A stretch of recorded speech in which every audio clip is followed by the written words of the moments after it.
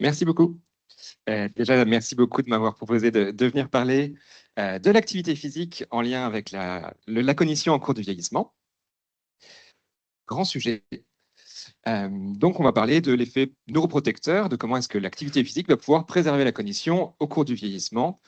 Euh, Pas toujours un lien direct avec les maladies neurodégénératives, mais avec le vieillissement dans sa globalité. Alors tout d'abord, je voulais commencer par vous montrer quelques statistiques sur comment la sédentarité va impacter l'apparition des démences. Ce petit graphique-là est assez intéressant parce qu'on voit que quand le niveau de sédentarité augmente, quand le nombre d'heures de sédentarité augmente, on a un risque d'apparition de démence qui devient beaucoup plus grand. Donc plus la courbe va monter, plus on a un risque important.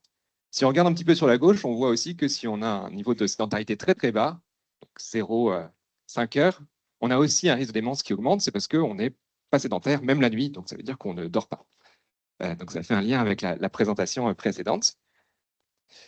Donc, on sait que l'activité physique est un facteur qui va pouvoir réduire ce risque de démence. Un autre graphique ici vous montre que plus on a un niveau d'activité physique qui va grandir, qui va être important, plus on va avoir un risque qui va être bas. Je voulais porter votre attention sur le fait qu'on a une très très grande hétérogénéité. Si on regarde à la droite de la courbe, on voit qu'on a un effet protecteur qui va être très très variable entre les individus. Plus on a un niveau d'activité physique qui va être grand, plus on va avoir une hétérogénéité qui va être importante. Donc ça pose la question de comment et quel type d'activité physique va pouvoir avoir un impact positif. On va parler des modérateurs, qu'est-ce qui va jouer dans cette hétérogénéité, et des médiateurs, comment est-ce que l'activité physique va pouvoir préserver la cognition. Donc je vais vous présenter pas mal de petites études de manière assez rapide. Donc, ça va peut-être vous frustrer un petit peu. N'hésitez pas à poser des questions par la suite et puis je pourrai vous envoyer les études complètes. Et on va commencer OK, par les différents mécanismes, donc les médiateurs qui peuvent être impliqués dans les bénéfices associés à l'activité physique sur la cognition. Le plus connu, c'était une hypothèse qui disait que les bénéfices de l'activité physique sur la cognition étaient principalement cardiovasculaires. Qu'en améliorant l'activité physique, en augmentant notre niveau d'activité physique, on avait une meilleure santé cardiovasculaire, une augmentation de notre flux sanguin cérébral, un débit d'oxygénation cérébrale qui était plus important. La deuxième hypothèse qu'on va aborder, c'est une hypothèse qui est plus liée aux molécules, aux exerkines. Les exerkines, ça va être les molécules qui sont libérées lorsqu'on fait un exercice. Donc, ça a des effets qui sont neuroprotecteurs, qui sont neurotrophiques et qui sont même parfois anti-inflammatoires. Et finalement, une hypothèse qui est un petit peu plus exploratoire, une hypothèse qui serait en lien avec le système vestibulaire. Quand on bouge, quand on fait de l'activité physique, on va stimuler notre cœur, on va stimuler nos muscles, qui vont pouvoir relâcher des exerkines ou des myokines, et on va aussi bouger notre vestibule, le système vestibulaire, qui est sensible à nos mouvements. Et on sait qu'on a des projections du système vestibulaire vers des zones de notre cerveau, donc possiblement des bénéfices cognitifs associés à la stimulation de ce système vestibulaire.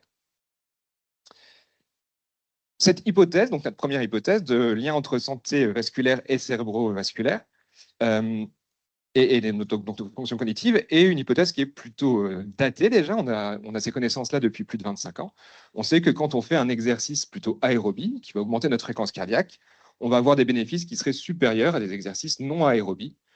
Donc, c'est ces premières études de Kramer qui nous disent, qui nous font penser que stimuler notre système cardiovasculaire lors de l'effort va améliorer les fonctions cognitives. Par quel mécanisme? Par l'augmentation du flux sanguin cérébral, un débit cérébral d'oxygène qui est plus important, une réactivité cérébrovasculaire plus importante, et aussi potentiellement une angiogénèse, donc création de nouveaux vaisseaux. On a réalisé quelques études au Canada sur la médiation, c'est-à-dire par quel mécanisme ça se fait. Et ça permettait de valider un petit peu cette hypothèse, disant que l'entraînement améliore la cognition en passant par une amélioration de la capacité cardio-respiratoire. Donc cette médiation était significative. On avait même un gros impact, une grosse valence de cet effet de l'entraînement sur la cognition qui passait par la capacité cardio-respiratoire. Deuxième hypothèse, les exerkines, donc ces molécules qui sont relâchées lorsqu'on fait un exercice. On va même plus spécifiquement s'intéresser aux muscles. Et dans ce cas-là, on va parler de myokines, des molécules qui sont relâchées par le muscle lorsqu'on fait un exercice. Donc ce muscle, il va sécréter des molécules. Je vous ai mis quelques noms, BDNF, IGF-1, irisine. C'est des molécules qui sont connues comme ayant un effet positif sur la santé cérébrale et donc sur la cognition, et qui vont stimuler la neurogenèse et la plasticité synaptique, qui vont aussi, pour certaines, réduire l'inflammation, donc je n'ai pas mis ces interleukines ici, et qui vont agir de manière plutôt spécifique sur l'hippocampe et le cortex préfrontal. Dans ce cadre-là, on a tenté de réaliser une méta-analyse par médiation. C'est quelque chose d'assez compliqué à faire. On a publié les résultats et pour l'instant, ce n'est pas très concluant. Une des raisons qui explique que ce ne soit pas très concluant, c'est le fait qu'on ait une grosse hétérogénéité de méthodologie et que ça demande, ce type d'analyse-là, beaucoup de données. C'est une Living Systematic Review, donc ça veut dire qu'on va pouvoir la mettre à jour au fur et à mesure que des nouvelles études sortent. Mais on ne s'est quand même pas arrêté là. On a fait des études qui permettaient, sur des larges cohortes américaines, de tester donc, toujours cet effet de médiation entre vieillissement et dégradation des fonctions cognitives. Et on a montré que de manière sérielle, lorsqu'on vieillit, on a un muscle qui va être moins fort, une masse musculaire qui va diminuer, que ce déclin de masse musculaire et de fonction musculaire va être associé à un déclin de certains facteurs, dont l'IGF-1 ici, et que ce déclin de facteurs liés à cette décroissance musculaire va être associé à des déclins cognitifs. Là, on avait quelque chose de plutôt intéressant, une médiation significative qui passe par le muscle et les facteurs neurotrophie. Autre chose qui nous intéressait, c'était de voir qu'est-ce qui se passait si on stimulait de manière quasi isolée, on va dire, le muscle. Donc, ce qu'on a fait, c'est qu'on a stimulé de manière électrique avec des électrostimulateurs, quelque chose que vous avez peut-être déjà tous vu à la télévision pour améliorer votre capacité musculaire. On s'est intéressé à l'effet que ça pouvait avoir chez des patients qui étaient en service de réadaptation. Et ça nous a permis de valider notre hypothèse, c'est-à-dire que les personnes qui avaient, en plus de leur suivi régulier, cette électrostimulation musculaire, donc cette stimulation involontaire du muscle, avaient des bénéfices cognitifs.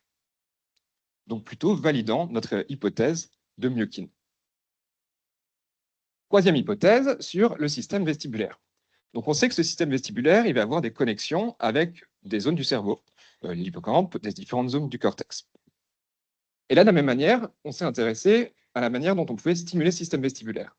C'est difficile de le stimuler de manière isolée par un exercice spécifique, parce que quand vous faites un exercice, vous stimulez vos muscles, votre système cardiovasculaire et votre système vestibulaire. Donc, ce qu'on a fait, c'est qu'on a essayé de le stimuler de manière isolée. Ici aussi, de manière électrique, c'est quasiment imperceptible, c'est pas douloureux. Donc, sans mouvement volontaire, on a pu stimuler le système vestibulaire. Et ici, ce qu'on a montré, c'était qu'en comparaison des groupes contrôles, on avait aussi permis d'améliorer la cognition chez ces personnes. Les fonctions cognitives, en particulier sur cet aspect vestibulaire, étaient plutôt liées à des aspects spatiaux, visio-spatiaux. Donc quelque chose de peut-être un petit peu plus spécifique. Autre question qu'on s'est posée, c'est l'intérêt de combiner différentes activités. On pourrait combiner des activités musculaires, des activités aérobies, mais on pourrait aussi combiner des activités cognitives et des activités physiques. Donc c'est ce qu'on a fait dans cette étude-là, et on se rend compte sur la première barre, la grande barre, la première, qu'on a des effets lorsqu'on combine ces types d'activités qui sont seulement présents lorsque les exercices sont combinés. C'est-à-dire que quand on fait juste de l'exercice physique ou juste de l'exercice cognitif, on n'a pas ces aspects-là, mais lorsqu'on combine les deux, on a des effets synergiques. Donc c'est intéressant parce que ça ouvre les portes à de nouveaux types d'interventions. On pourrait imaginer coupler ça à de la méditation, à d'autres types d'interventions qui pourraient être intéressantes, à de la musique aussi. Hop, pardon. Quelque chose qui nous intéresse aussi beaucoup, c'est comment les nouvelles technologies pourraient aider à stimuler de manière combinée ces différentes fonctions. Et il y a quelque chose qui marche bien en ce moment, c'est ce qu'on appelle des exergames. C'est des exercices ludiques qui permettent de standardiser un petit peu les stimulations et physiques et cognitives. Et ce qu'on s'aperçoit ici, c'est qu'on a aussi des bénéfices qui sont importants sur la cognition et qui seraient aussi plus importants que si on fait ces exercices de manière isolée. L'intérêt, c'est aussi qu'on va pouvoir améliorer, augmenter la motivation des participants puisqu'on a un aspect ludique important. Donc sans doute un domaine de recherche qui va pouvoir continuer de croître. Oh, pardon encore. On va s'intéresser maintenant aux modérateurs. Les modérateurs, c'est ce qui va pouvoir expliquer pourquoi certaines personnes vont être répondantes, pourquoi elles vont bénéficier de l'exercice et pourquoi d'autres non. Il y a des modérateurs qui vont être liés à l'exercice en lui-même. Ce qu'on dit généralement, c'est qu'on s'intéresse à ce qu'on appelle le FIT, donc c'est la fréquence de l'exercice, l'intensité, le type, le temps, mais ça peut aussi être la progression. Un exercice, il doit être plutôt progressif, commencer à des bas niveaux et puis augmenter progressivement. La motivation des personnes.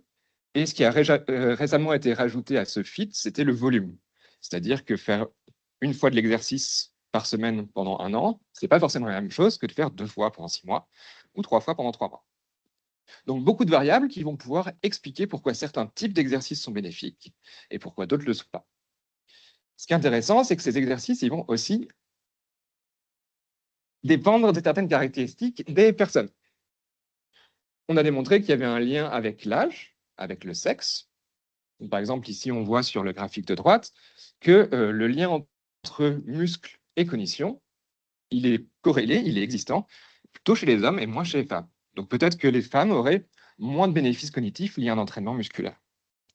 Autre chose assez intéressante sur le petit graphique de gauche, c'est qu'on a aussi montré que les personnes qui prenaient des statines bénéficiaient moins cognitivement de l'exercice physique.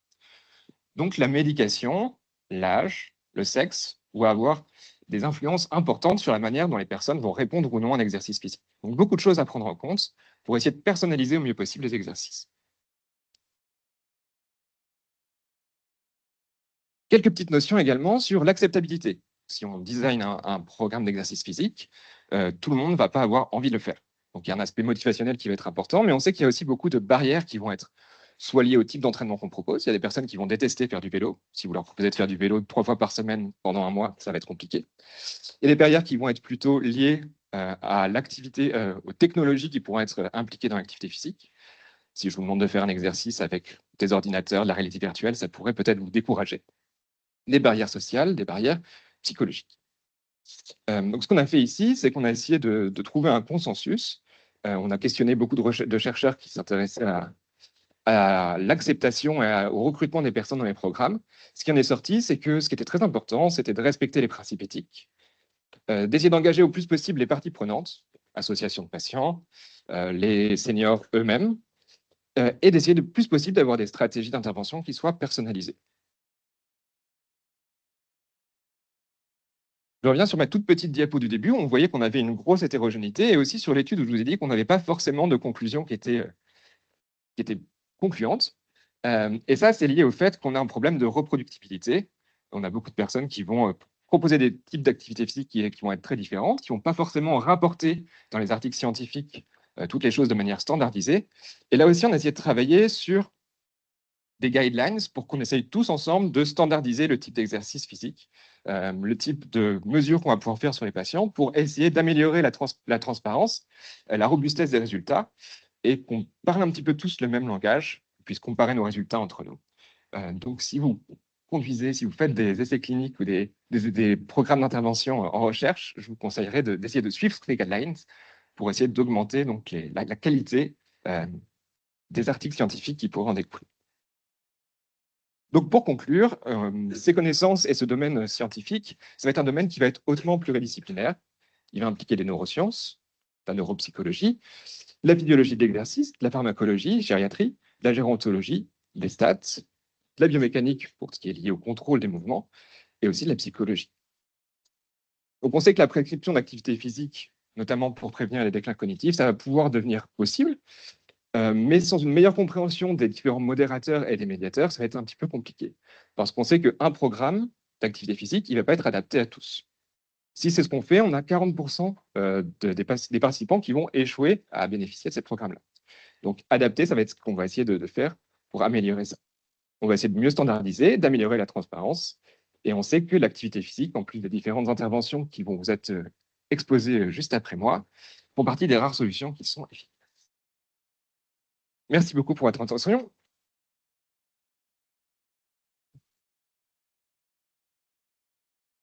Juste une toute petite pub, on organise un congrès sur l'activité physique et vieillissement début juin.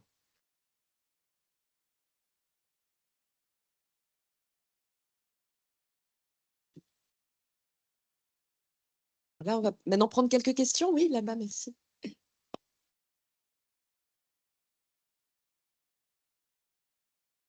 Merci beaucoup pour votre présentation. Dans les facteurs, les modérateurs que vous avez étudiés, est-ce que vous vous êtes intéressé au statut nutritionnel des patients et en particulier à leurs apports protéiques qui peuvent avoir un impact sur la réponse à l'exercice. Non, bah, c'est pas quelque chose que j'ai fait, mais c'est quelque chose qui est bien connu, surtout en lien avec les exercices musculaires. Donc, la prise de masse musculaire va être liée à la prise protéique. Donc, des personnes qui sont plutôt en dénutrition vont moins bénéficier de l'exercice musculaire. Oui, et on sait qu'avec l'âge, malheureusement, la dénutrition est très prévalente dans cette population-là. Merci. Une autre personne, non? Bien. On passe. D'accord, très bien. On va passer donc. Pardon, je ne vous ai pas vu. À la fin, Antoine, quand tu dis que ça échoue, 40% d'échecs, tu as parlé, c'est ça? Oui. Qu'est-ce que ça veut dire échoue? C'est-à-dire il n'y a pas de bénéfice ou en fait il n'y a pas de pratique? C'est plutôt dans les non-répondants, les gens qui ne vont pas bénéficier de l'exercice. Mais qui vont quand même jusqu'au bout de la pratique. Ouais. D'accord, ce qui est déjà bien. Ce qui est déjà bien, mais 40%, ça est beaucoup. C'est énorme. C'est des gens qu'on entraîne pour rien. Ouais.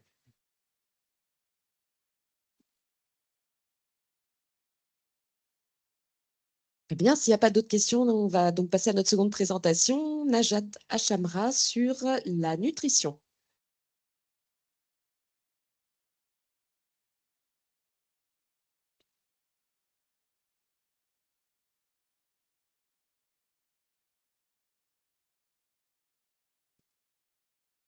Bonjour à toutes et à tous. Donc, je suis ravie d'être ici et je remercie le Gérontopole et le comité organisationnel. Et je m'excuse pour la remise de mes diapos tardive. Je fais partie des mauvais élèves. Je suis ravie d'être ici pour vous parler un petit peu de pistes en termes de nutrition dans la prévention des maladies neurodégénératives. Et je vais me concentrer essentiellement sur un organe que vous ne connaissez peut-être pas. Cet organe, c'est le microbiote intestinal. Donc, je parle d'organe, je vais vous expliquer pourquoi après. Le microbiote intestinal, en fait, c'est l'ensemble des micro-organismes qui vont peupler la lumière de notre tube digestif. Donc, ça va être des virus, des champignons, des levures et également beaucoup de bactéries. Donc, vous voyez, ça représente énormément de micro-organismes. Hein, c'est 50 000 milliards de micro-organismes. Et ce microbiote intestinal, on va parler d'organes parce qu'il va avoir des fonctions physiologiques variées. Il va intervenir dans le métabolisme des acides biliaires, dans la production de certaines vitamines, de certains neurotransmetteurs, le métabolisme du tryptophane. Il va aussi être capable de sécréter un certain nombre de métabolites, notamment des acides gras à chaîne courte, dont je vais reparler après, et notamment le butyrate, retenez bien ce petit nom, le butyrate qui va avoir des impacts bénéfiques pour la santé, et notamment des impacts plutôt anti-inflammatoires. Alors, le microbiote intestinal, vous en avez certainement entendu parler, ça a été beaucoup médiatisé récemment parce qu'il intervient dans la physiopathologie de plusieurs maladies, hein, dans l'obésité, dans des maladies cardiovasculaires, dans l'autisme, on en parle aussi dans le diabète. Et également, plus récemment, on a des données dans les maladies neurodégénératives. Alors, dans les maladies neurodégénératives, bon, il fait un peu peur hein, le schéma là, mais je vais vous expliquer. Dans les maladies neurodégénératives, on sait qu'il y a également une perturbation de ce qu'on appelle l'axe microbiote intestin-cerveau. Donc, l'axe microbiote intestin-cerveau, c'est la communication qui est bidirectionnelle entre le tube digestif et notre cerveau. On dit aussi que notre tube digestif est notre deuxième cerveau. En fait, cette communication, elle va se faire par plusieurs axes, plusieurs autoroutes, notamment le nerf vague, le système immunitaire, la production de ces fameux métabolites dont je vous ai parlé tout à l'heure par le microbiote intestinal. Donc, ce qui va se passer, c'est que quand tout va bien, le microbiote intestinal et les bactéries vont produire un certain nombre de métabolites qui vont être plutôt bénéfiques et qui vont, pour certains, pouvoir traverser la barrière hémato-encéphalique et aller au niveau du cerveau avoir des effets plutôt neuroprotecteurs. Ce qui se passe et ce qui est décrit dans certaines pathologies, c'est qu'on va avoir une perturbation de la composition du microbiote intestinal et de sa fonction qui va être associée à des effets délétères au niveau central. Et en l'occurrence, pour les maladies neurodégénératives, plus de neuroinflammation, moins de neuroplasticité, des altérations au niveau du fonctionnement de la microglie, plus de dépôts amyloïdes, etc. Donc ça, c'est une très belle revue publiée tout récemment en 2025 que je vous recommande sur le sujet. Donc, ce qu'il faut savoir, c'est que les bactéries du microbiote intestinal, elles cohabitent avec nous, elles cohabitent avec l'hôte, et que quand tout se passe bien, eh bien, on parle de symbiose, tout va bien. Le microbiote intestinal, il va être influencé par beaucoup de choses, par l'alimentation, par le tabagisme, par l'activité physique, par le sommeil. Ça permet de faire le lien avec les présentations précédentes. Mais quand tout va bien, en fait, même si le microbiote est mis à l'épreuve, il va être capable, avec ce qu'on appelle la résilience du microbiote, de revenir toujours à son état d'origine.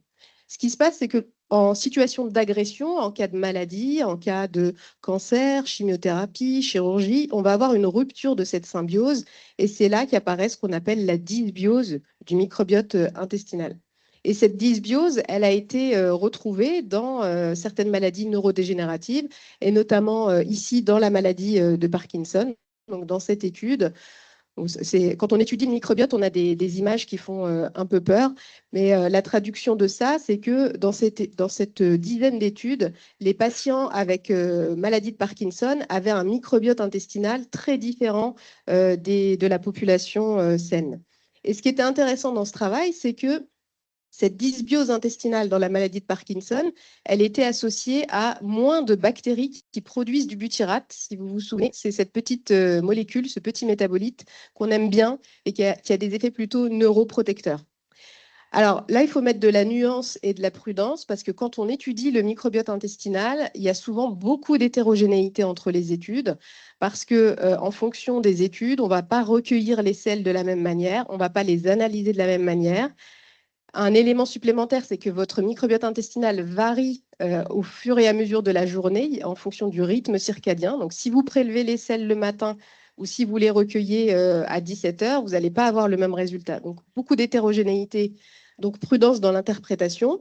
Et puis, là, on n'est pas du tout sur de la causalité, on est sur de l'association et on ne sait pas quel est l'œuf et quelle est la poule. Est-ce que ce sont les maladies neurodégénératives qui entraînent une altération du microbiote ou est-ce que c'est parce qu'on a une altération du microbiote qu'on va développer une maladie neurodégénérative? Donc, ça ne permet pas de conclure là-dessus.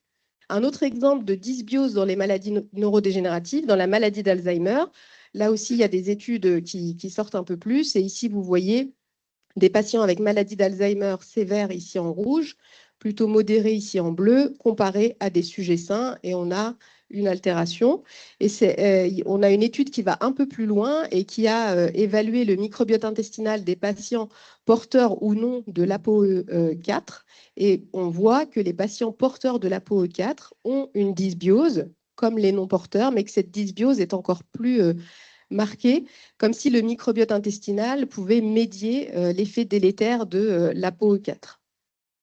Alors tout ça, c'est bien beau, mais on n'a toujours pas de preuve de causalité. Alors pour s'approcher de la causalité, ce qu'on fait quand on travaille sur le microbiote intestinal, c'est qu'on fait des expérimentations de transplantation de microbiote fécal. Donc ce qu'on fait, c'est qu'on va recueillir des selles de donneurs qui peuvent être sains ou malades, et ces selles, on va les transférer à des souris receveuses chez qui on a décapé le microbiote, soit avec des antibiotiques, soit d'autres manières. Et ensuite, on va suivre l'évolution, le comportement de ces animaux. C'est ce qui a été fait dans une étude avec des patients présentant la maladie d'Alzheimer qui ont donné leurs selles et ces selles ont été transférées à des souris et on a comparé à des souris qui avaient reçu des selles de sujets sains. Et vous voyez que le transfert de microbiote de patients avec maladie d'Alzheimer est associé à plus de plaques amyloïdes et plus de protéines tau. Donc là, on se rapproche un peu plus d'un lien de causalité.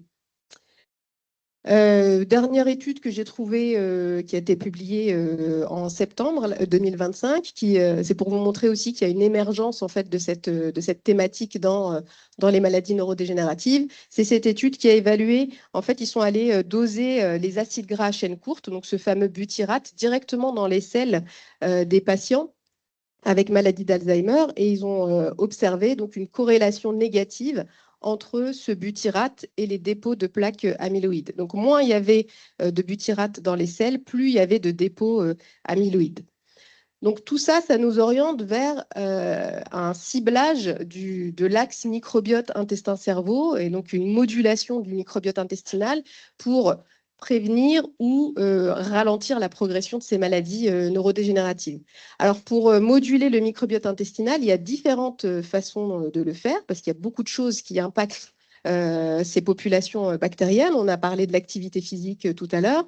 Et une chose simple, c'est l'alimentation. Alors, il y a des travaux là aussi qui émergent sur l'impact de l'alimentation dans les maladies neurodégénératives. Et ce qui ressort, c'est vraiment pas un scoop, donc je suis pas venue pour vous donner un scoop, mais c'est que l'alimentation équilibrée, alors équilibrée, qu'est-ce que ça veut dire? Ça veut dire privilégier les fruits et légumes. Je pense que tout le monde est bien au fait de ça, hein, 5 fruits et légumes par jour. Manger plus de poissons que de viande rouge. Privilégier les matières grasses type l'huile d'olive riche en oméga 3, les fruits secs, éviter les produits raffinés et transformés. Et dans cette revue publiée en 2024, donc, on reprend toutes les études qui ont montré des effets bénéfiques sur les altérations des troubles cognitifs, du comportement et de la fonction cérébrale.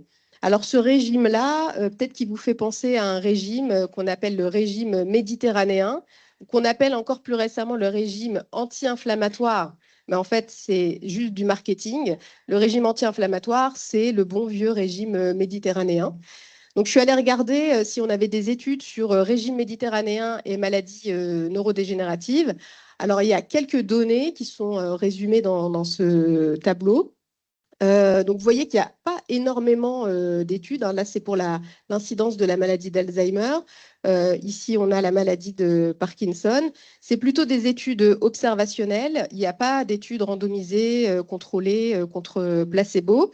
Mais les données sont plutôt en faveur d'un effet bénéfique de ce régime méditerranéen dans les maladies neurodégénératives, à confirmer par des études méthodologiquement plus robustes. Alors, ce qu'on peut faire aussi pour moduler le microbiote, c'est lui apporter de quoi le nourrir autrement, et notamment des prébiotiques et des probiotiques. Alors, je ne sais pas si vous êtes familiarisé avec ces termes-là, mais les probiotiques, ce sont des bactéries qu'on va aller administrer pour un peu repeupler cette flore bactérienne. Et les prébiotiques, c'est par exemple des fibres qu'on va aller donner pour alimenter les bactéries qui sont déjà présentes dans le microbiote. Donc, on a cette étude toute fraîche publiée dans Scientific Reports. C'est une étude faite dans un modèle préclinique, dans un modèle de souris de maladie d'Alzheimer chez la souris, avec des souris qui ont été nourries soit avec un régime classique, sans fibres, soit avec des fibres. Et donc, les fibres, c'était cellulose, pectine et inuline. Et ce qui a été observé, c'est que les souris qui recevaient des fibres avaient moins de dépôts amyloïdes. Je ne sais pas si on voit bien ici. Moins de dépôts amyloïdes. Et de façon intéressante, il y avait aussi un impact positif sur la barrière intestinale. Sur les probiotiques, cette fois-ci, donc c'est les bactéries qu'on apporte, il y a aussi quelques études qui sortent, et notamment ici sur une supplémentation avec Bifidobacterium breve versus placebo pendant 24 semaines chez des patients âgés avec suspicion de troubles cognitifs. Donc, il y avait 2 bras, hein, un bras qui recevait le probiotique et le bras placebo. Et ici, de façon intéressante, les patients qui recevaient le probiotique, donc en bleu, je ne sais plus si c'est bleu ou noir, mais en tout cas, il y avait une amélioration des fonctions cognitives avec différents scores, dont le MMS. Donc, les pistes de modulation du microbiote intestinal par les prébiotiques et par les probiotiques, elles sont plutôt prometteuses et ça donne envie d'y aller. Pour l'instant, il n'y a aucun de ces prébiotiques, probiotiques qui n'est recommandé dans les maladies neurodégénératives. Parce que là encore, c'est compliqué quand on s'attaque au microbiote intestinal. Donc, il faut déjà trouver la bonne souche. Et ensuite, il faut trouver la bonne dose et il faut savoir à quel timing réadministrer ces doses parce que, comme je vous l'ai dit, le microbiote intestinal est résilient et donc, ce n'est pas one shot. Il faut répéter le traitement et ça, c'est un peu difficile à établir. Alors, une autre piste, ce serait la transplantation fécale dans les maladies neurodégénératives. Là, c'est juste pour vous dire qu'il n'y a pas d'études, à ma connaissance, sur la transplantation de microbiote fécal. De toute façon, juste pour votre information, la seule indication qu'il y a l'AMM dans la transplantation de microbiote fécal chez l'homme, c'est les infections résistantes à Clostridium difficile. Donc, c'est la seule indication et tout le reste, c'est encore du domaine de la recherche. Donc, je vous ai mis ce schéma pour conclure, parce que je le trouvais il reprend bien tout ce que je viens de vous dire sur la prévention des maladies neurodégénératives en ciblant l'axe microbiote intestin-cerveau. Donc, vous l'avez compris, on a des données qui sont émergentes, mais pour l'instant, on n'a pas vraiment d'éléments solides pour vous dire voilà ce qu'il faut faire pour prévenir les maladies neurodégénératives. Sur le plan alimentaire, il paraît cohérent de recommander une alimentation équilibrée et un régime plutôt méditerranéen, mais d'autres études sont encore nécessaires pour le prouver. Voilà, et je vous remercie de votre attention.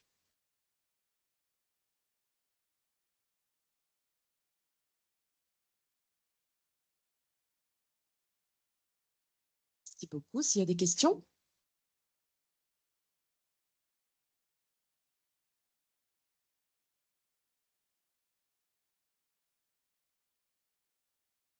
Merci beaucoup. J'avais une question par rapport à la spécificité de l'implication du microbiote dans les maladies neurodégénératives, parce qu'on voit aussi que c'est une hypothèse dans les maladies neurodéveloppementales, psychiatriques. Donc voilà, c'était une question de... Oui, c'est une très bonne question. C'est absolument pas spécifique des maladies neurodégénératives. Bon, comme je l'ai dit en introduction, on en entend beaucoup parler du microbiote et surtout de l'altération de l'axe intestin-cerveau. Effectivement, dans les maladies psychiatriques, dans la dépression, dans les troubles du comportement alimentaire, nous, c'est ce qu'on étudie spécifiquement dans mon centre à Rouen. Donc, c'est quelque chose de très global, hein. Après, sur les maladies neurodégénératives, les données, elles émergent. Là, je vous ai montré vraiment les données les plus solides, robustes méthodologiquement. Donc, il y a encore du chemin à faire. C'était la même question.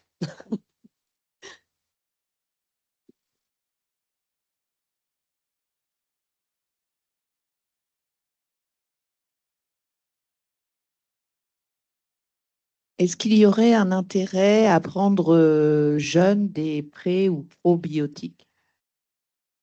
Il n'y a pas de preuve scientifique qui a un intérêt à prendre jeune des pré- ou probiotiques pour prévenir les maladies neurodégénératives. Après, je vais dézoomer et élargir, hein. Ce qui est recommandé, c'est d'être très vigilant sur la nutrition des 1000 premiers jours. C'est un concept dont vous avez entendu parler. Donc, durant les 1000 premiers jours, c'est très important, justement, encore d'avoir une alimentation la plus équilibrée possible, des apports en polyphénol qu'on retrouve d'ailleurs, j'en ai pas parlé, mais il y a quelques études sur polyphénol et maladies neurodégénératives.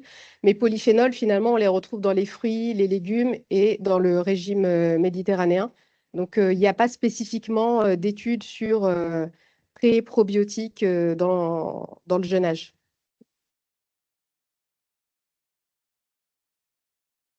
Merci beaucoup.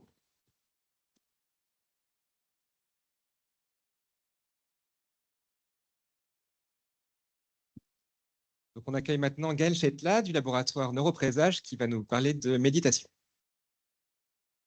Merci beaucoup. Donc, oui, je vais parler de la méditation dans le vieillissement et dans les maladies neurodégénératives. Donc, comme on l'a vu dans la maladie d'Alzheimer, on a des facteurs de risque et des facteurs de prévention sur lesquels on peut agir pour réduire les risques de maladie d'Alzheimer, réduire les facteurs de risque et booster les facteurs de prévention.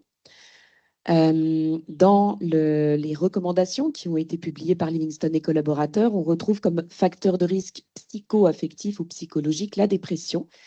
Et on a vu aussi qu'il existe d'autres facteurs qui n'ont pas forcément été intégrés parce que peut-être les évidences n'étaient considérées comme étant pas suffisantes pour faire partie de ces recommandations. Et quelles sont ces évidences concernant les facteurs psycho-affectifs?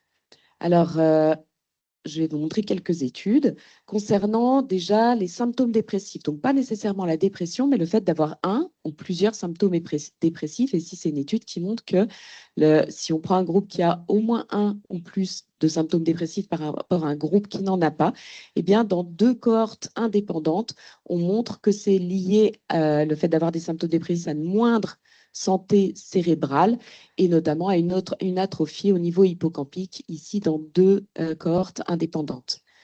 D'autres études ont montré que également le neuroticisme, le fait d'avoir des pensées négatives, l'anxiété et les pensées négatives récurrentes sont associées également avec un risque accru de développer une maladie d'Alzheimer et des pathologies associées à la maladie d'Alzheimer comme les dépôts amyloïdes et la pathologie Tau, dont on a déjà beaucoup parlé.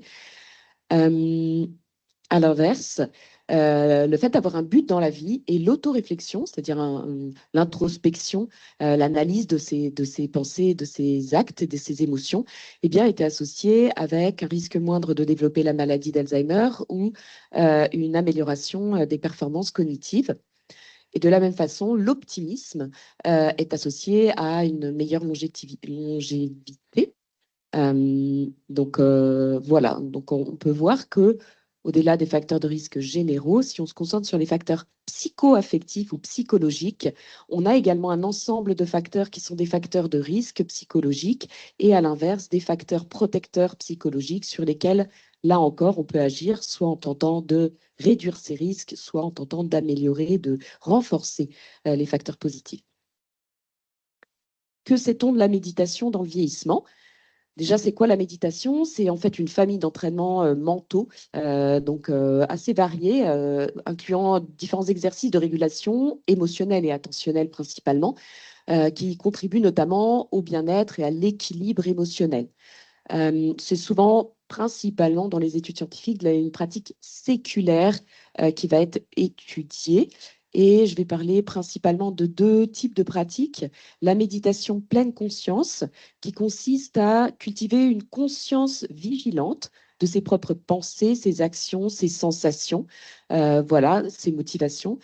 Et ça va directement cibler les capacités de régulation de l'attention et des émotions, qui sont particulièrement importantes dans le cadre du vieillissement, pas que, mais notamment. Et également, on va parler de méditation, compassion, bienveillance, qui vise à cultiver la bienveillance, l'acceptation de soi et des autres. Avec le consortium Meditaging, on a fait un projet européen, le projet Meditaging, qui comporte les essais cliniques AgeWell, dont on a déjà pas mal parlé ce matin. Et avec ce consortium, on a proposé un modèle des mécanismes qui pouvaient expliquer l'impact de la méditation dans le cadre du vieillissement. Dans ce modèle, on propose notamment que l'association d'une méditation pleine conscience et loving kindness and compassion, donc compassion, bienveillance, serait associée à un impact positif sur le vieillissement via des mécanismes notamment de contrôle attentionnel, de métacognition et de renforcement des capacités prosociales. Et en fait, ces méditations permettraient à la fois de réduire les schémas automatiques négatifs dans lesquels on entre, et ce principalement grâce à la méditation pleine conscience, mais aussi de renforcer les schémas automatiques positifs, comportement bienveillant et altruisme, et ce notamment, surtout par la méditation Loving Kindness and Compassion. Donc, on voit ici que la méditation a un potentiel pour, d'une part, réduire les facteurs de risque psychologiques et renforcer les facteurs positifs psychologiques. C'est dans ce cadre-là, donc, que ce modèle propose d'associer ces 2 méditations dans le cadre du vieillissement. Une des nouveautés aussi de ce modèle, c'est de proposer que vraiment la méditation et la pratique de méditation va agir à travers le temps sur différents facteurs du vieillissement, avec notamment un impact positif sur des facteurs psycho-affectifs avec une pratique de quelques semaines, alors que peut-être une pratique de plusieurs mois, voire de plusieurs années sont nécessaires pour avoir un impact sur des facteurs plus de cognition ou des biomarqueurs, y compris les modifications cérébrales, fonctionnelles, puis structurales. Hop, il n'a pas marché. Là. Quels sont les résultats? Donc, c'est un projet européen avec 11 partenaires dans 6 pays européens qui vise à étudier l'impact de la méditation sur le vieillissement avec 2 essais cliniques, SCD-WELL et AgeWell.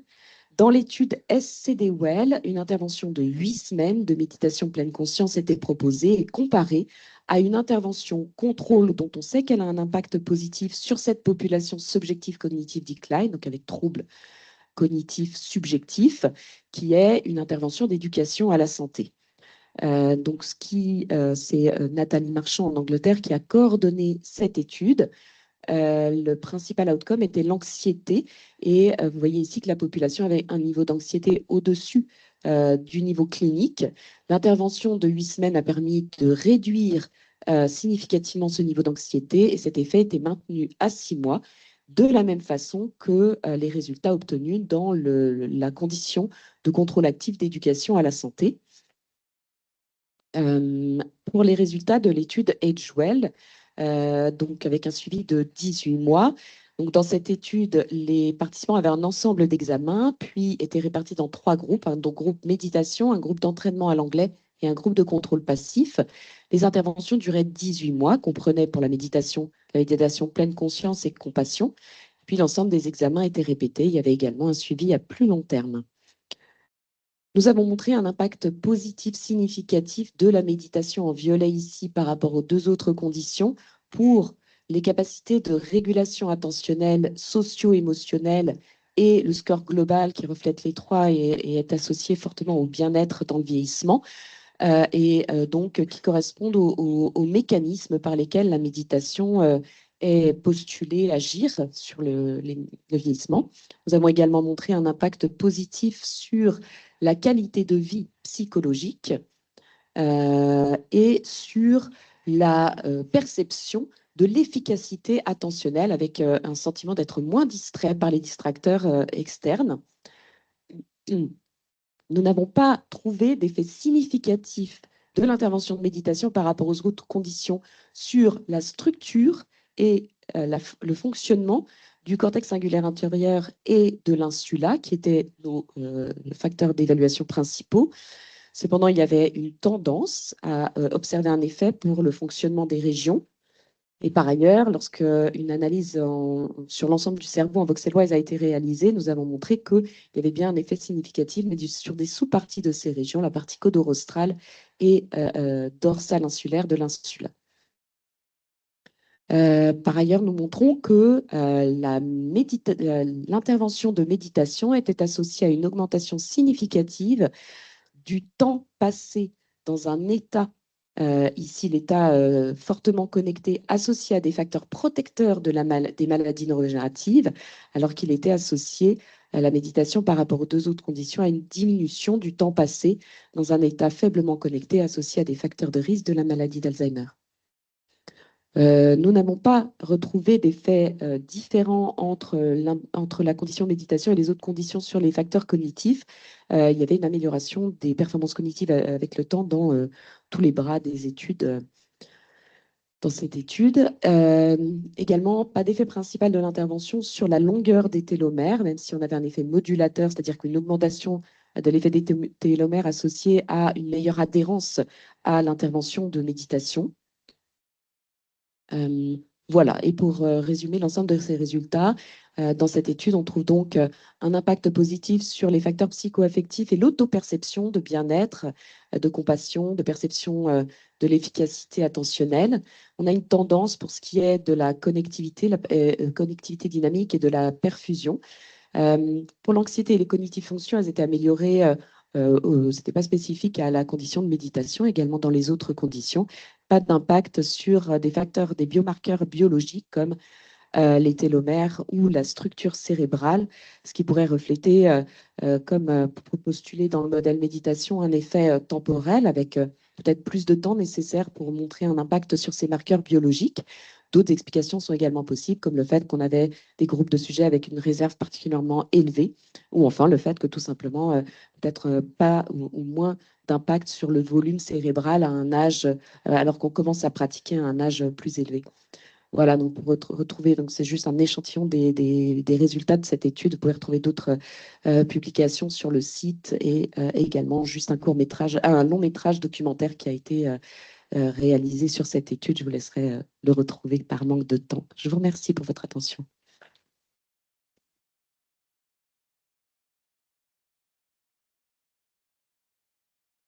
À vos questions.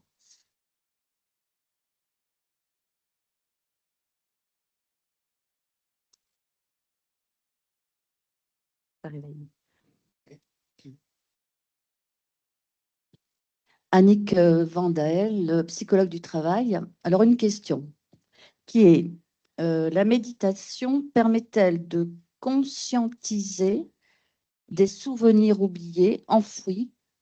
Je mets derrière tout ça, toute l'histoire de vie de la personne. Et est-ce que ça peut l'aider justement dans ce sens-là?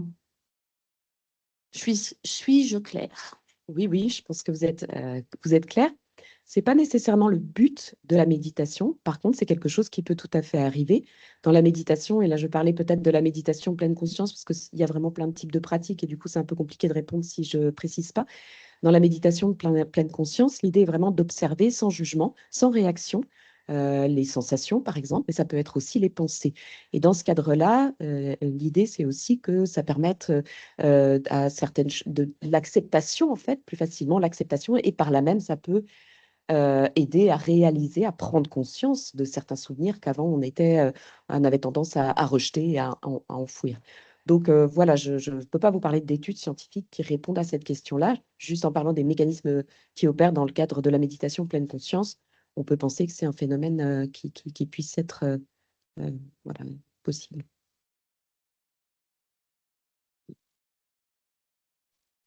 Moi, je vais avoir une petite question alors.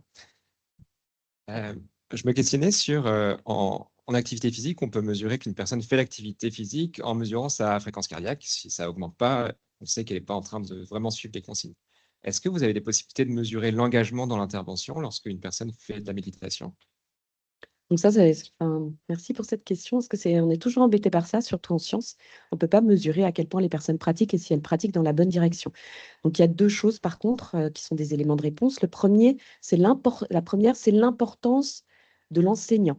Et c'est vrai qu'on a eu la chance dans ces études d'avoir des enseignants d'une qualité exceptionnelle. Et il y a un temps d'échange, en fait, avec les participants qui est vraiment très important, en fait, qui permet, en fait, de savoir qu'est-ce qu'ils ont fait, donc en discutant avec eux, et puis de répondre à leurs questions et de peut-être réajuster leurs pratiques, etc.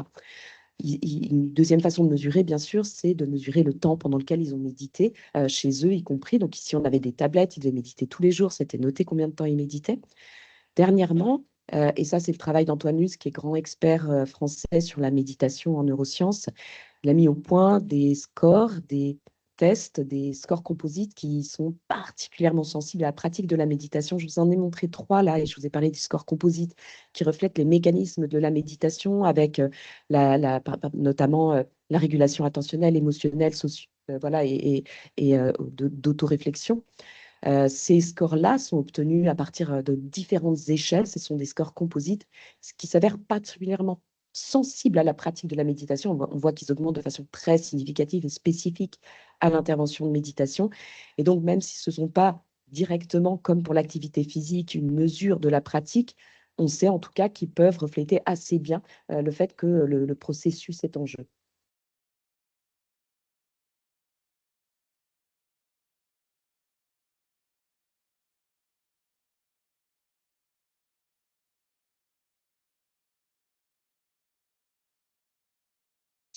Un peu dans le même ordre d'idée, est-ce qu'il y a des résistants à la méditation? Est-ce qu'il y a des gens qui ont abandonné ou on pense que vraiment il n'y a pas de...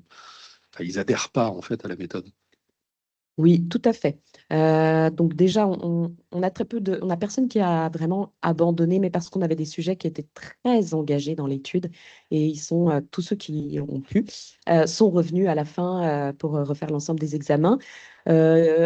Il y en a qui n'ont pas vraiment adoré.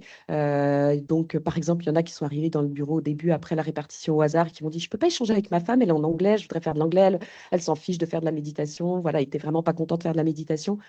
Et on le voit dans le film documentaire, il dit en fait je regrette pas, ma femme me dit que je m'éloigne d'elle, mais en fait je me sens plus indépendant, etc. Donc c'est marrant de voir un peu tous ces effets qu'on découvre dans le film et que je ne peux pas tout présenter là. Et puis dernier exemple, je parlerai de ma grand-mère qui a 99 ans, qui suit depuis toujours avec une assiduité folle et 12 000 questions, tout ce que je peux faire, mais notamment moi et mais plein d'autres personnes. Et donc elle me dit, bah, quand même la méditation, moi j'essaye, puisque tu dis que c'est bien, bah, moi, je te crois, j'essaye. Vraiment, j'arrive pas, je m'ennuie, c'est pas pour moi. Bon, bah voilà, elle est réfractaire, mais elle a quand même 99 ans et elle est en pleine forme. C'est pas grave. Merci beaucoup. Une autre question? Oui, on a le temps.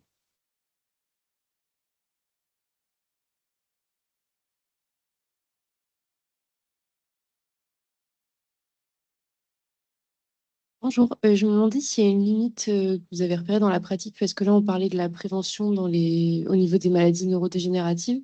Est-ce qu'il y a un moment quand les troubles, entre guillemets, sont trop avancés, où ça fonctionne plus, où ça a plus d'effet, où la personne ne peut plus pratiquer parce que enfin, cognitivement, c'est plus possible?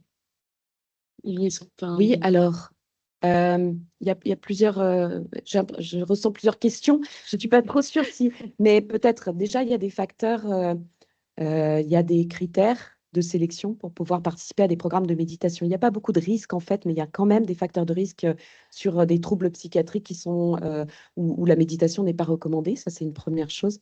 Et après, concernant les troubles cognitifs, vous avez raison qu'avec l'évolution de la maladie, bon, c'est une pratique qui est assez accessible, y compris quand on a des troubles physiques, etc. Mais pour les troubles cognitifs, c'est vrai que le type de pratique peut changer. Par exemple, la méditation pleine conscience peut utiliser comme support la respiration, les sensations sur le corps, les pensées.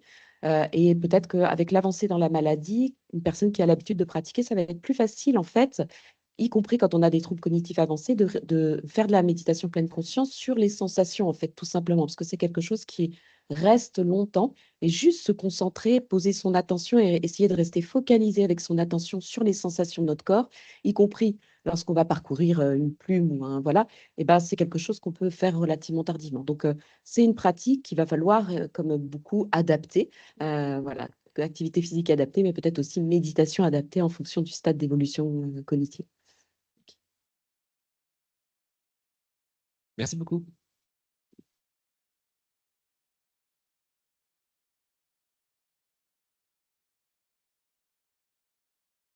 On accueille maintenant Mathilde Grossard du laboratoire NIMH qui va nous parler de musique.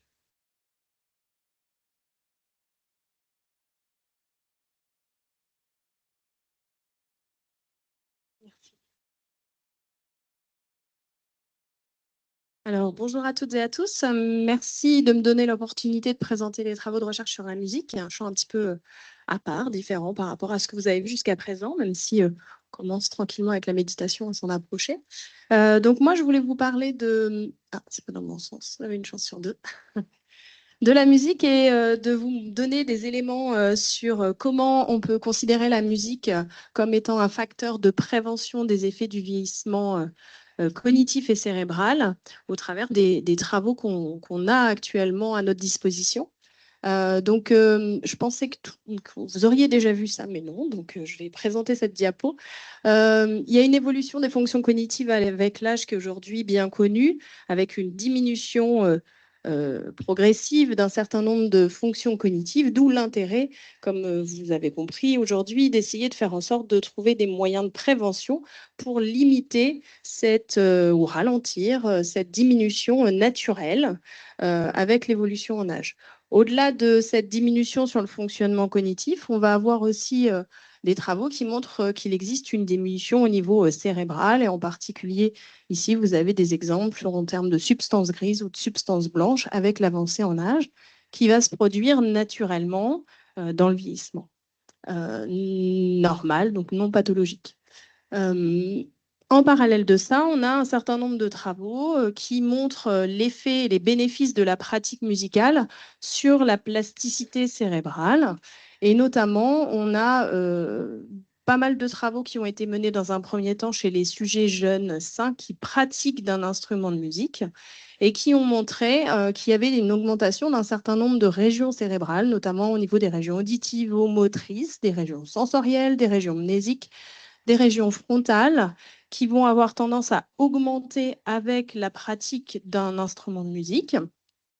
Ces régions se trouvent être aussi, par ailleurs, celles qui sont sensibles aux effets du vieillissement, d'où l'intérêt peut-être d'envisager l'utilisation de la musique comme moyen de prévention.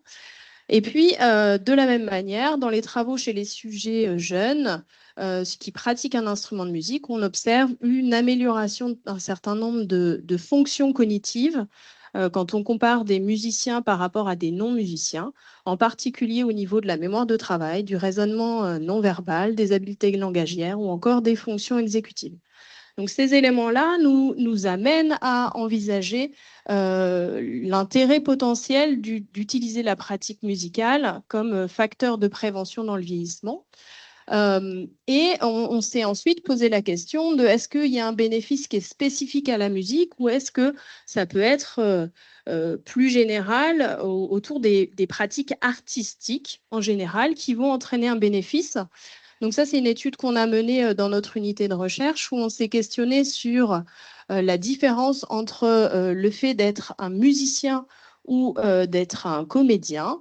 Et on a regardé d'un point de vue du fonctionnement cognitif, est-ce qu'il y avait un bénéfice de ce type de pratique par rapport à des sujets qui ne pratiquaient rien de particulier, c'est-à-dire qui pratiquaient ce qu'ils voulaient, mais pas avec une intensité, pas avec une expertise, comme on peut le retrouver pour la musique ou pour ici la comédie ou le théâtre. Qu'est-ce qu'on a pu observer dans cette étude? On a inclus des sujets de 18 à je ne sais plus quel âge, plus de 80 ans, il me semble. Donc, sur l'ensemble de l'âge. Et ce qu'on observe, c'est que les musiciens ont des performances supérieures par rapport au sujet contrôle pour les épreuves de fonction exécutive, alors que les comédiens présentent des performances supérieures pour tout ce qui va être mémoire verbale. Ce qui n'est pas très étonnant, puisque c'est quand même quelque chose qu'ils ont tendance à travailler dans le cadre du théâtre. Ce qui nous a intéressé aussi, c'est d'aller un petit peu plus loin et de regarder si cet effet, il se maintenait avec l'avancée en âge. Donc, on a regardé dans notre cohorte les sujets les plus âgés et regardé si ces phénomènes-là restaient présents ou pas. Et ce qu'on observe, c'est que c'est uniquement dans le groupe de musiciens âgés que ce bénéfice pour notamment les fonctions exécutives se maintient avec l'avancée en âge. Alors, c'est une étude à prendre quand même avec précaution et qui nécessiterait d'être répliquée pour les comédiens, puisqu'on arrivait à une taille d'échantillon assez limitée sur notre groupe de comédiens âgés, un petit peu plus limité que les musiciens. Donc, ça serait intéressant de tester la même chose avec une cohorte plus importante de comédiens âgés et voir le bénéfice, s'il y a un bénéfice qui se maintient sur notamment la mémoire verbale. Ensuite, ça nous amène à cette fameuse question, est-ce que la pratique musicale peut nous protéger des effets du vieillissement? Les études que je vous ai présentées jusqu'à présent, c'est principalement des sujets jeunes. Donc, la question, c'est est-ce qu'on peut tirer un bénéfice de la pratique quand on vieillit? Ici, vous avez une étude qui est sortie il y a maintenant un peu plus d'une vingtaine d'années qui a montré qu'à comparer d'un point de vue taille d'une structure qui est l'aire de Broca, donc taille cérébrale de l'aire de Broca, donc impliquée dans le langage, vous avez voilà, en haut ici la ligne qui correspond à l'évolution avec l'âge chez les musiciens de cette région et ici l'évolution avec l'âge chez les sujets contrôle. Et on semble percevoir un meilleur maintien avec l'avancée en âge de la taille de cette structure. Donc, ça suggère des éléments qui vont dans le sens d'un potentiel intérêt d'avoir pratiqué la musique et d'en tirer des bénéfices avec le vieillissement. Alors ça, c'est bien, vous me direz, mais finalement, qu'est-ce qu'on fait si on n'est pas musicien et qu'on aurait quand même envie de tirer un bénéfice de la pratique musicale? Parce que maintenant, c'est trop tard. Ce que je vous ai montré, c'est souvent des gens qui ont commencé à l'âge de 7-10 ans. et bon, bah, c'est fini, tant pis pour nous, ou est-ce que on a quand même moyen d'en tirer un bénéfice? Donc ça, c'est un travail qu'on a mené chez des sujets jeunes pour regarder comment se modifier les structures du cerveau en fonction de la pratique musicale, en fonction du nombre d'années de pratique. Et je ne vais pas tout détailler, mais ce travail-là montre, ce qui est intéressant de ce résultat-là, c'est que selon les structures, cette modification, elle semble pouvoir apparaître déjà après quelques années seulement de pratique. Donc, c'est-à-dire qu'il ne faut pas attendre d'être un expert musicien et d'avoir plus de 15 années de pratique pour voir des modifications apparaître dans le cerveau. Et notamment ici, avec cette région qui est représentée ici, qu'on entend parler depuis le début de la journée et que vous connaissez bien, qui est l'hippocampe, avec une augmentation progressive de la taille, du volume cérébral de cet hippocampe, avec le nombre d'années de pratique.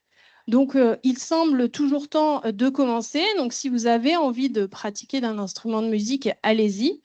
Vous pourrez probablement en tirer quand même quelques bénéfices, même si je ne vous garantis pas que vous ayez des bénéfices au bout de 2 mois de pratique. Il va peut-être falloir persévérer un petit peu plus. Et justement, ça nous a amené, pas nous, mais ça a amené dans le champ à des études sur l'effet d'un apprentissage tardif de la musique sur la cognition. Et qu'est-ce qu'on sait d'un apprentissage tardif? Vous avez des études qui ont été menées par l'équipe de Bugos et collaborateurs qui ont inclus 155 sujets âgés entre 60 et 80 ans à qui ils ont proposé soit un apprentissage du piano, soit un entraînement cognitif sur ordinateur, soit simplement un groupe contrôle qui ne bénéficiait d'aucune intervention. Pendant 16 semaines d'entraînement, 2 sessions de 90 minutes par semaine. Et ce qu'ils ont observé, c'est qu'il y avait un bénéfice avec une augmentation au niveau de la mémoire de travail et de la vitesse de traitement pour les 2 groupes qui ont bénéficié d'un entraînement, que ce soit du piano ou un entraînement cognitif, et spécifiquement pour le groupe piano, une augmentation au niveau des fonctions exécutives, en particulier au niveau de ce qui va être de la flexibilité. Donc, il semble pouvoir y avoir un bénéfice à une pratique musicale qui serait commencée tardivement.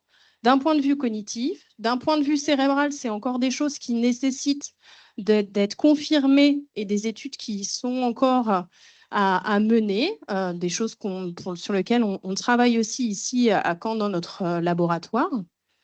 Et puis, au-delà de la pratique, alors c'est bien la pratique, mais bon, bah, ce n'est pas quand même donné à tout le monde de pratiquer d'un instrument de musique. Donc, ce qui est aussi intéressant, c'est d'aller voir ce qui se passe du côté de l'écoute de la musique, qui va être beaucoup plus facilement applicable en population générale et qui est finalement quelque chose qui est largement fait déjà dans le quotidien d'un certain nombre de personnes. Donc, c'est les travaux que je vais vous présenter rapidement sur l'effet de l'écoute musicale et dans quelle mesure cet effet de l'écoute musicale entraîne un plaisir pour notre cerveau et comment du coup le cerveau va réagir. Alors normalement, j'aurais voulu mettre... Bon, je vais vous parler de ça et puis après je mettrai la musique, mais qui doit être là-bas. Je veux bien que tu...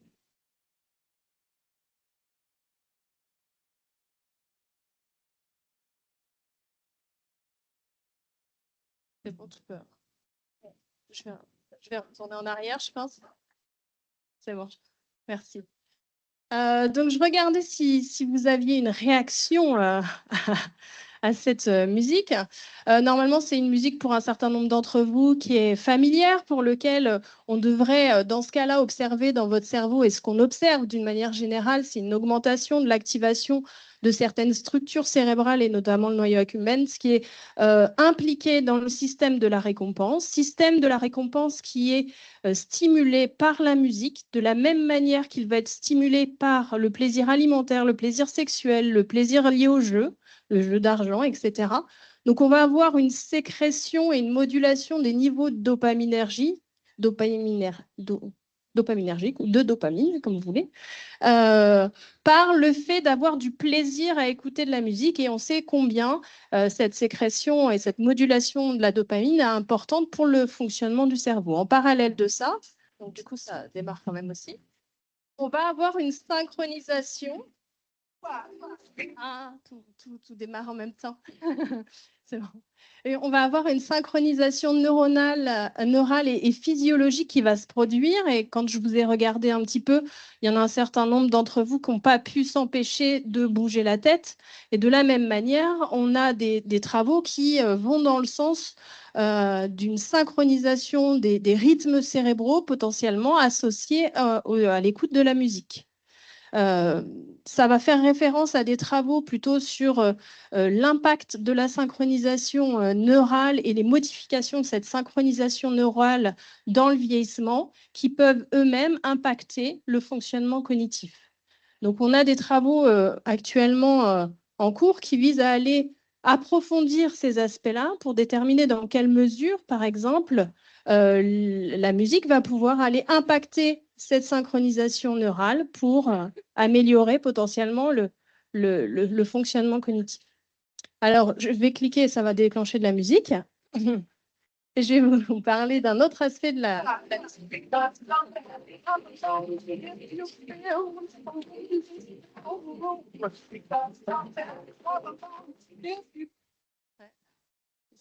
parfait, merci.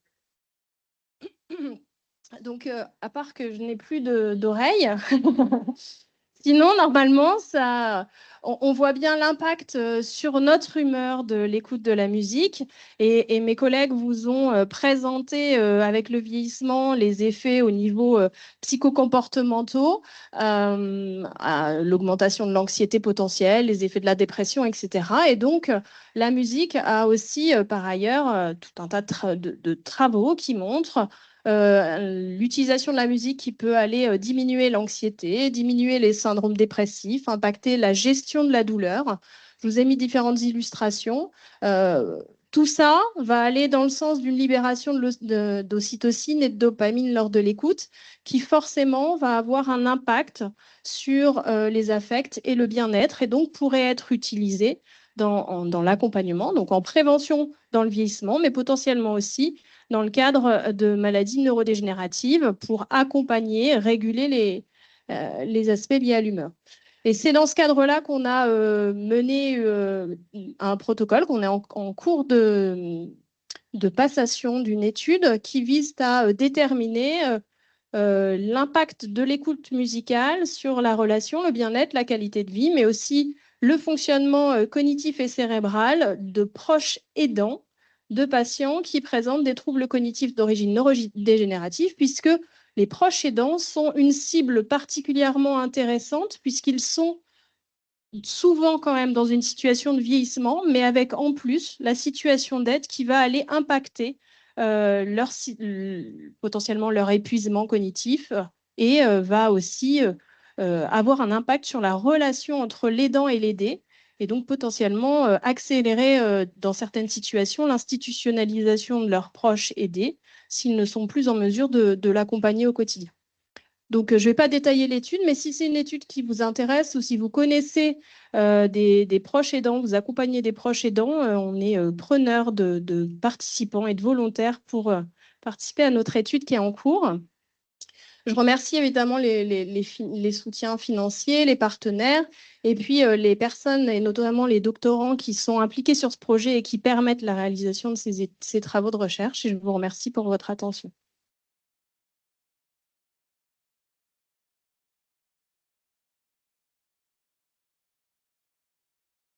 Chouette la musique. Merci pour cette présentation sonore. J'avais une petite question, enfin deux questions. Est-ce que le type d'écoute et le rythme d'écoute va avoir un impact différent sur le vieillissement? Et ma deuxième question, qui est un peu naïve, est-ce que la qualité d'un enregistrement, d'une musique, peut avoir un impact aussi différent sur le vieillissement, entre autres, et sur Alors, sur le rythme et ce qu'on appelle les BPM, les battements par minute, c'est justement un aspect qu'on souhaite étudier parce qu'aujourd'hui, sur la synchronisation neurale, il y a potentiellement un lien avec les ondes et les rythmes cérébraux. Et c'est ce qu'on essaye de déterminer justement. Est-ce qu'il faut des musiques avec un battement par minute suffisamment élevé ou lent, etc. Par ailleurs, on a, dans l'étude qu'on mène aussi, on a des musiques qui amènent à la relaxation, dont l'objectif n'est pas le même, du coup, qui ne va pas être une synchronisation neurale, mais plutôt amener à la détente. Donc, plutôt pour aller impacter sur l'anxiété, la relaxation. En fait, ça dépend quel est l'objectif de l'utilisation de la musique. Et sur la nature de l'enregistrement, en quelque sorte, évidemment qu'un concert en live va être beaucoup plus bénéfique parce qu'il y a aussi tout ce qui est interpersonnel et échange. Donc, si vous travaillez avec des patients, amenez-les en concert. Ça aura beaucoup plus de poids que de la musique complètement compressée, numérique, par exemple. Mais ça, c'est aussi encore des travaux qui restent à préciser, mais disons que le concert la musique live a un impact par l'environnement aussi qui va aller impacter. Je ne suis pas sûre qu'on ait encore la réponse exacte à ça.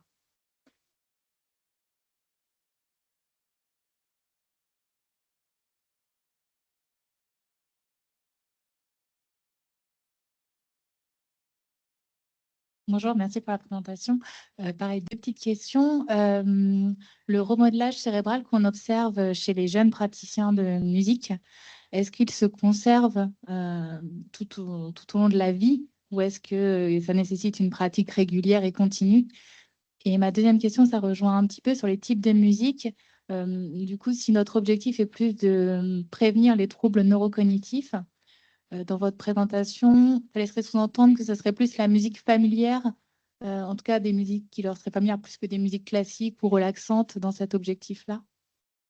Alors, c'est un peu plus complexe que ça. Je vais répondre à votre première question d'abord.